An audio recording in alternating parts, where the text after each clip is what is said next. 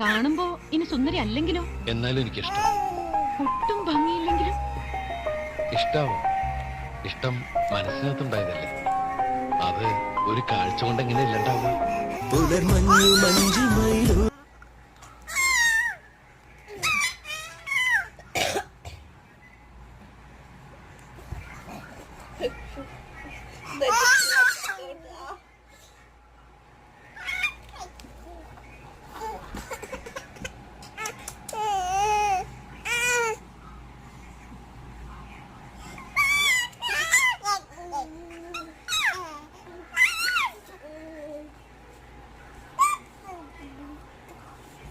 Cook.